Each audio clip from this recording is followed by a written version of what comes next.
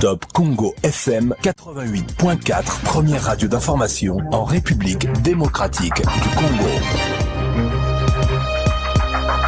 Au Kasaï central, c'est une étape qui pourrait redessiner l'avenir de la province. Après des années de développement souvent menées sans véritable cadre de planification, la province va se doter pour la première fois d'un plan provincial d'aménagement du territoire.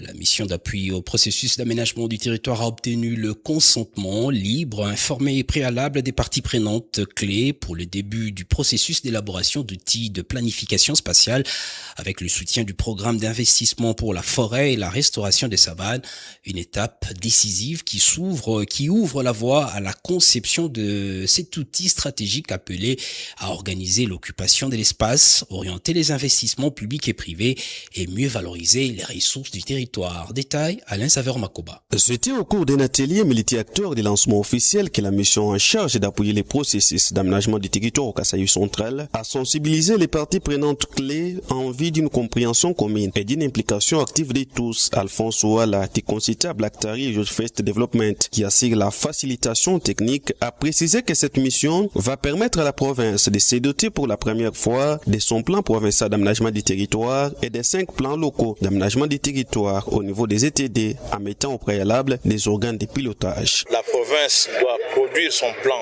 provincial d'aménagement du territoire pour organiser, planifier harmonieusement l'utilisation de son espace. Et ce plan, c'est un plan porté par le gouvernement provincial qui sera porté par un édit provincial pour que ça devienne un plan contraignant et applicable pour tous. C'est un processus participatif qui doit impliquer tous les acteurs qui utilisent l'espace. Donc quand je parle des acteurs qui utilisent l'espace, partant des services de l'aménagement du territoire lui-même, on voit l'agriculture, les fonciers, les forêts, les mines. Le gouvernement provincial du Kasaï central s'est engagé à accompagner cette mission, notamment par la signature d'un arrêté pour la mise en place d'un conseil provincial d'aménagement du territoire. Je tiens à rassurer aux consultants du soutien de la province et leur exige un travail d'accompagnement technique de qualité. Cette mission est soutenue par le programme PIForest à travers l'unité de coordination du programme d'investissement pour la forêt. Depuis le Sambou, Alain Saveur-Makoba pour Top Congo FM.